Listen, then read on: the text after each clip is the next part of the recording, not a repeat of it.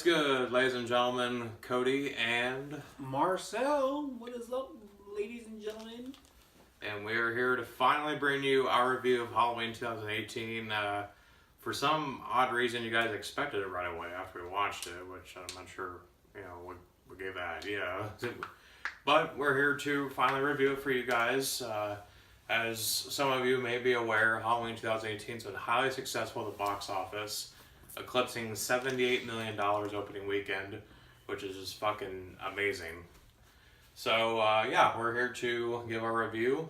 This was directed by David Gordon Green, Blumhouse Productions, Jamie Lee Curtis returning, John Carpenter returning to executive produce, and I thought the movie was great. I really thought it was amazing. It was intense. It was just creepy and eerie. It had that Halloween vibe to it, from the original film. As far as Michael Myers, amazing performance. James Jude Courtney was Michael Myers through about, I would say, 90% of this movie. Nick Castle, who originally played Michael Myers, he came back for do like one scene, and that was the scene where he's looking into the mirror, and then Laurie shoots the window, and the bullet travels through the window into the mirror. That was Nick Castle for that one shot. But other than that, James Jude Courtney, I thought he played a fantastic Michael Myers. I want to kick it over to Marcel for some of his thoughts about the movie. My thoughts, same thing as yours. It was good. There were some parts that I was not expecting, like the doctor. I would say that was my favorite kill scene, because I know the sheriff had hit him, because they were taking place after the first movie. The sheriff hit him, and the doctor was like, "Oh, go check up on him, patient and whatnot." Turns out, the patient, or not the patient, but doctor was kind of, I want to say, a partner with Michael, not really working with him, but the doctor ended up killing the sheriff and then helping Michael, and you're like, whoa, what the fuck, that was kind of my thoughts, but everything was good. Yeah, that was an unexpected twist with Dr. Sartain. Because they kind of played it up, a little bit, now I think about it, with we need to see Michael in his natural habitat, what makes him do what he does, blah, blah, blah, it was a kind of an unexpected twist, but, there's a lot of people that had some mixed views on that. Some people liked it, some people hated it, but Michael fucking quickly just nipped that shit in the bud, with the whole stomp, and then crushed the dude's fucking skull and brains everywhere. Yeah. It was really well done. Great special effects. What'd you make of Jamie Lee Curtis' performance as Laurie Strode? I think, the way she portrayed it, it was, I'd say, 10 out of 10. Yes, she really played as the survival victim, preparing for his next attack, preparing for him to, hopefully return to try to finish the job. She did that really well. Yes, it was one of her strongest acting performances to date. She's a woman who's broken, she has PTSD, she's been living with it for 40 years, and she's passed that trauma down onto her daughter and somewhat to her granddaughter, and that whole dynamic with the multiple generations of the Strode women. I think that was a great dynamic to play off of. What'd you think of her daughter, Laurie's daughter, and the granddaughter, Allison? With the mom, played by Judy Greer, she was just kind of we need to stop this fucking shit because Michael Myers is locked up. He ain't coming back. My mom's crazy, and I don't want to subject myself or my daughter to that.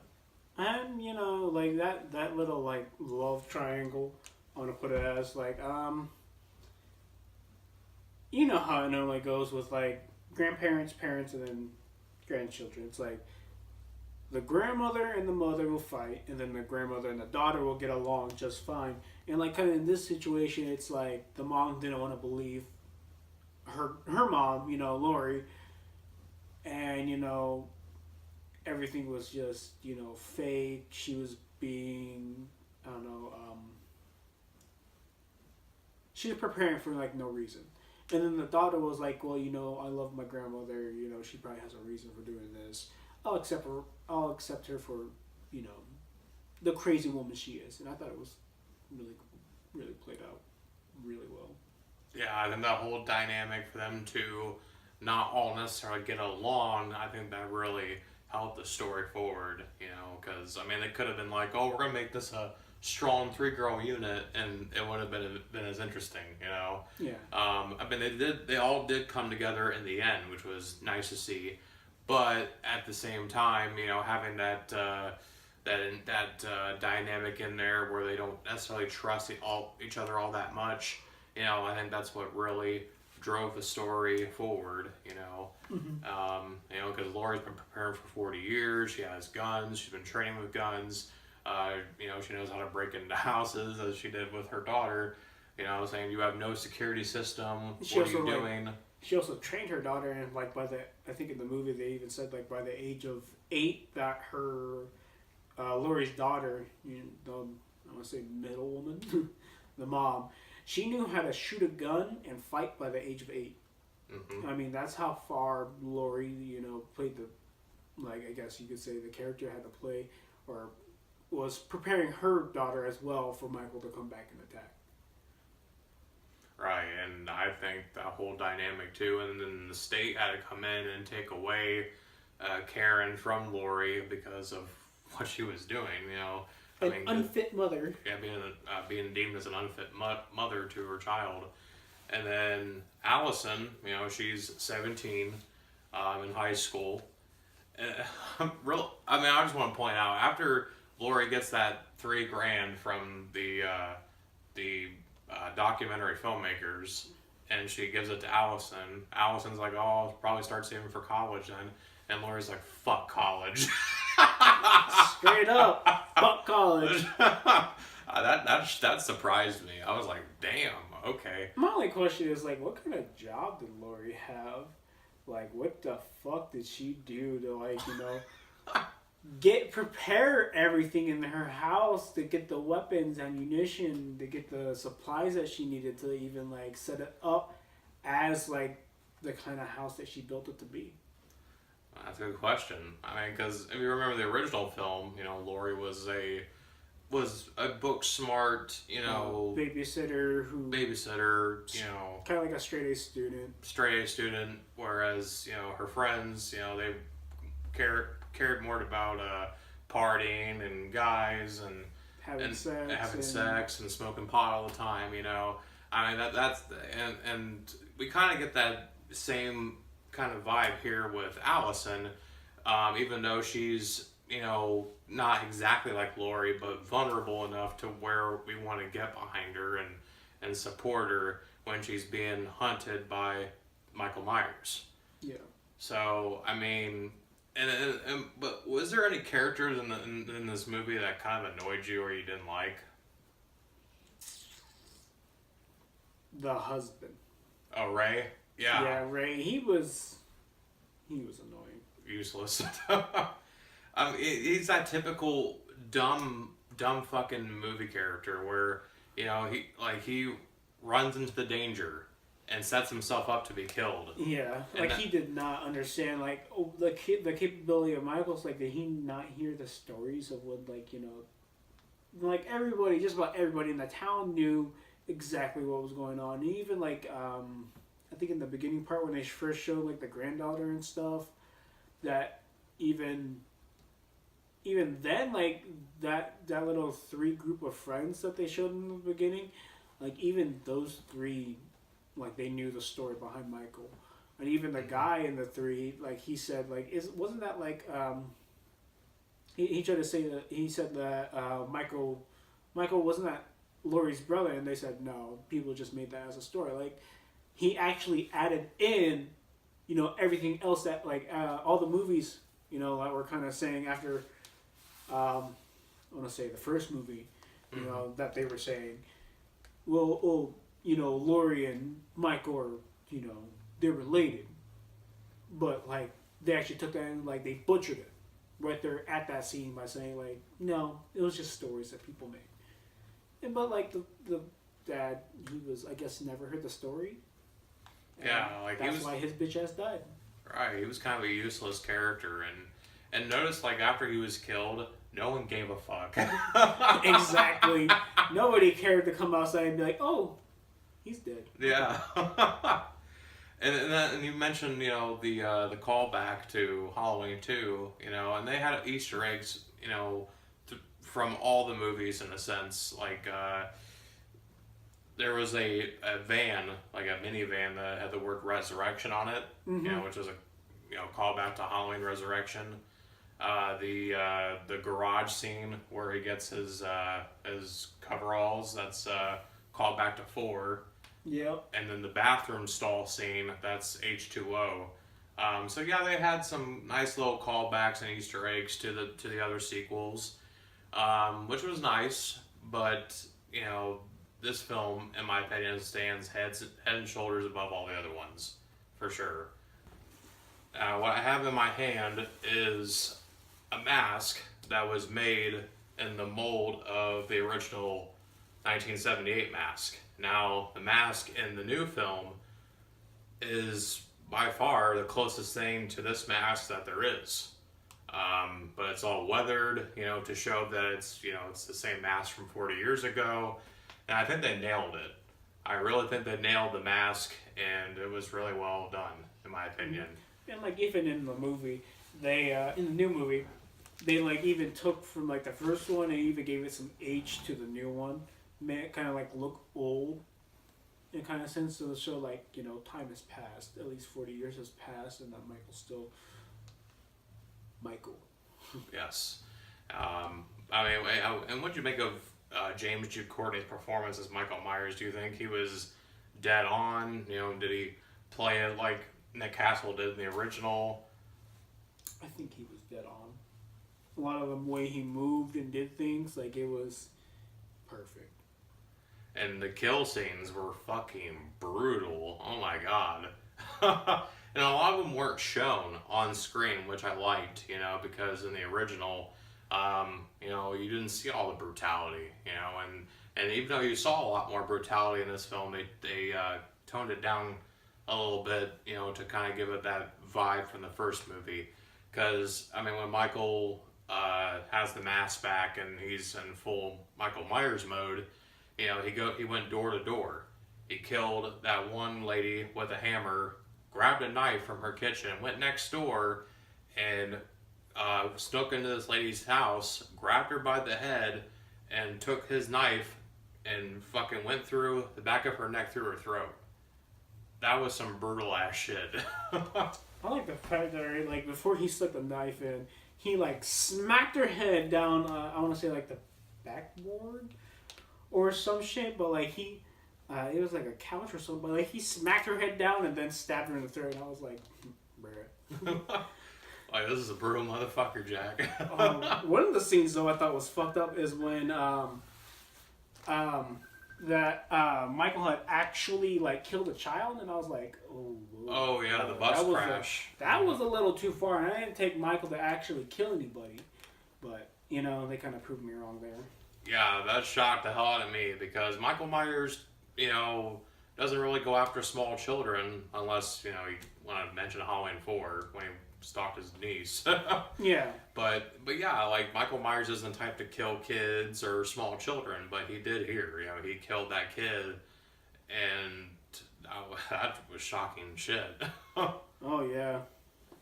But yeah, and then that decision made you think about what else he could do.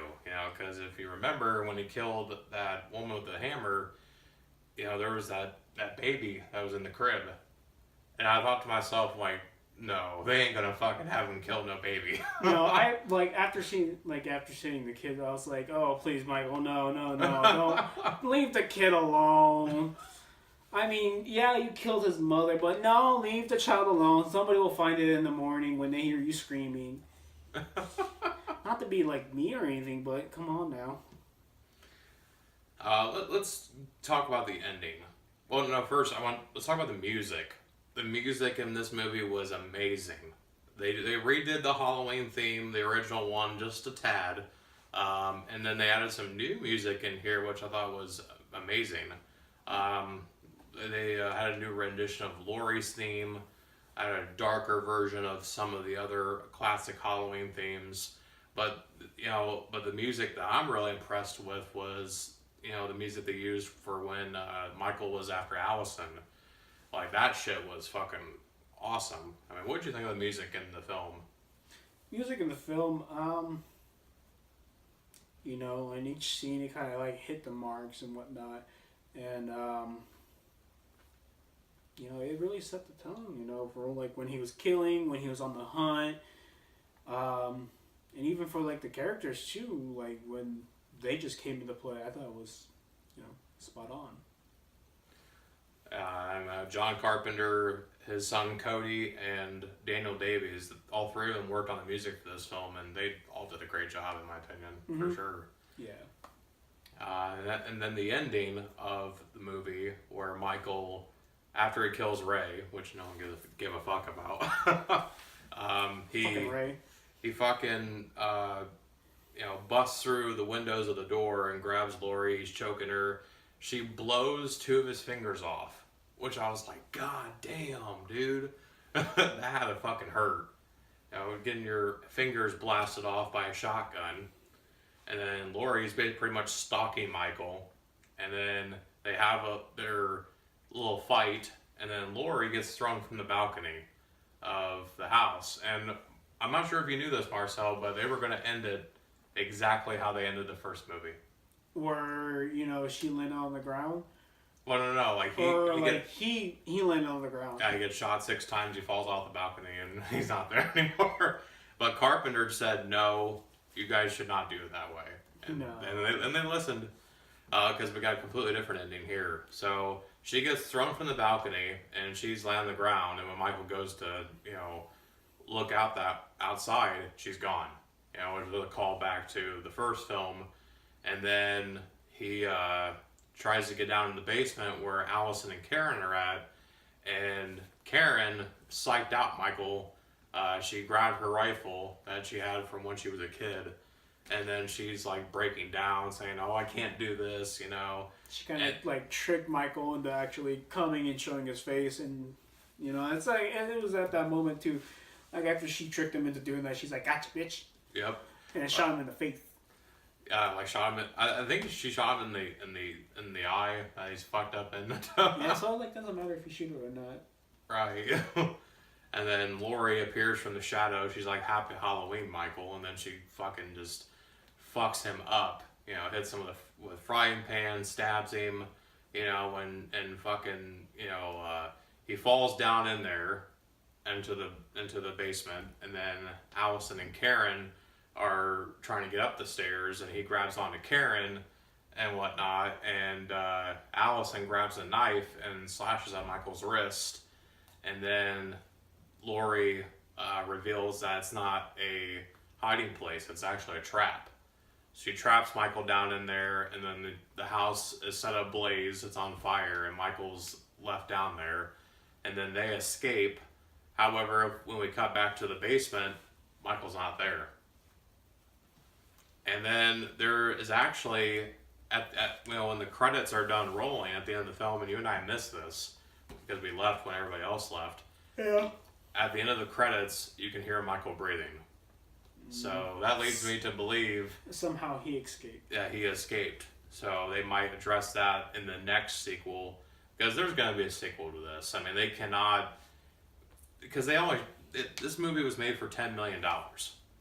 That was the budget for this film. So they are definitely going to make a sequel. They've made $78 million so far off this film, and they're going to make more money off this because it's coming back to IMAX. So yeah, they're going to definitely do a sequel to this. But the question is, will Jamie Lee Curtis come back to do another one? That's the problem. I want to say, because we don't know if she's actually going to come back and play Lori again. At the end, it kind of like when they focused in on the knife, that Allison was holding, a lot of people thought, oh, Allison's going to be the next killer. No, that's not what it means. It means that Lori has passed on her strength to Allison, like passing the torch on to her, That's what that means. So, whether the Jamie Lee Curtis comes back or not, Allison will be the main character for future Halloween sequels produced by Blumhouse. So, if they do a sequel, Marcel, like, what do you think they should do? I think they should kind of continue on the storyline of what they already have kind of going, towards like the end with Laurie surviving, and passing on the torch. My only thing is if they do a second one, are they gonna open it like kind of they did the second movie, the original Halloween 2? Halloween 2, yeah, where it all takes place at like a hospital. Are they gonna do it like that with her? Because remember, the first one, I think towards the end, Michael falls off, disappears. And then the second one, when they open it up, she's on her way to the hospital. So are they going to do that again with this sequel? Or are they going to do it she's recovering and now heading out of the hospital? Because we all know, that night, the ending, she got fucked up. Yes, as far as what I think they should do, they should set it a year later, in present day. Michael walked off in the ether. No one knew where he went, and people think they've seen him, but, they haven't. And he just comes back, and to kill. And maybe Lori dies in the second one, maybe. I think my thing was she was going to die in this one. Yeah, I thought that might have been possible too. But no, she survived, which was surprising. And then a lot of people complain about the ending. But the thing about the ending that people do not understand is that it ended in the same kind of vibe as the first film ended.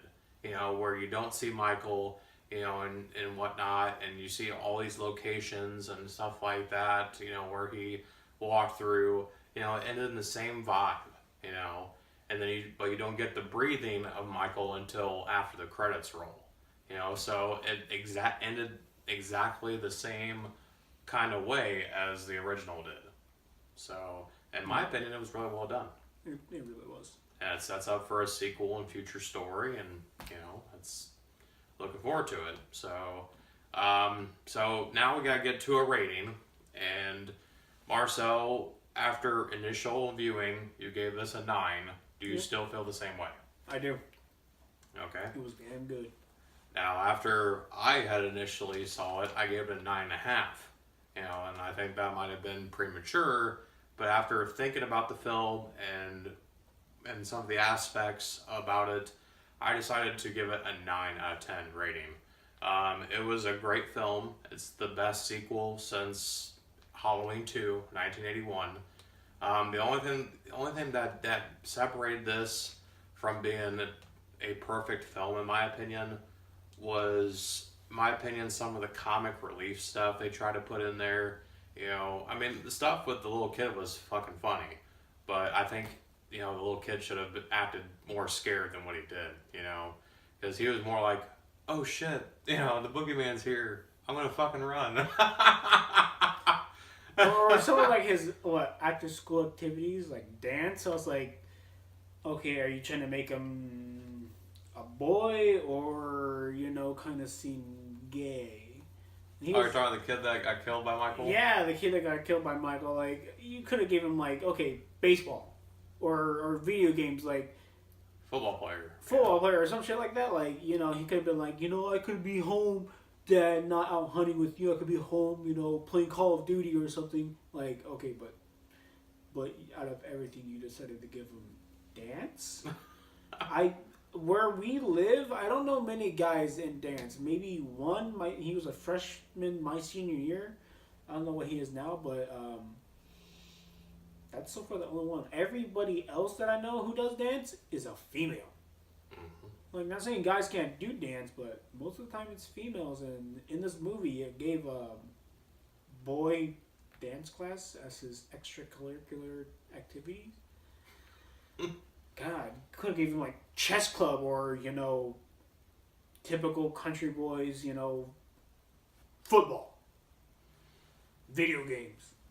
Well, I mean, they really wanted to modernize this film, and they did that for the most part. They really did. They did. Yeah. So, I mean, yeah. So, but yeah, some of the comic relief.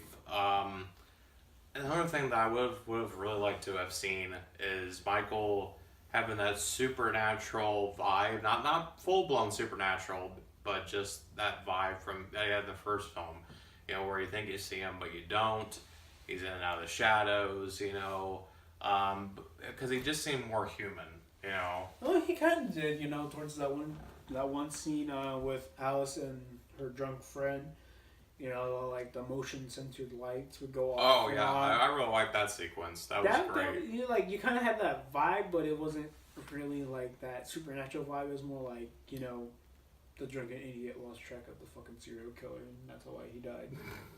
Right.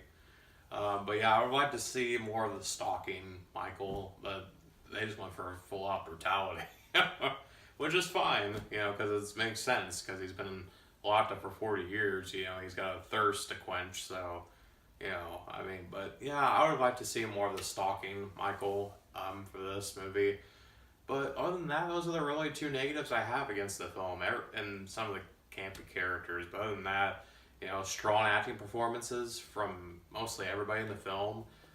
James Jude Courtney was excellent as Michael Myers, and I felt like David Gordon Green's direction was good, and John Carpenter being back to produce and do the music, fantastic. It's a great movie. Definitely recommend to buy that shit on Blu-ray when it does, come out on Blu-ray. I know I'll be adding to the collection for sure. Alright, so... I'm gonna get like a collection started myself. So, that's our review of Halloween 2018. Myself, Marcel, and Michael Myers signing off. Peace. Deuces. Motherfucker, we really, fucking covered your ass for a long time, over the last several weeks, but now, we gotta put you to a close. For now. You ho.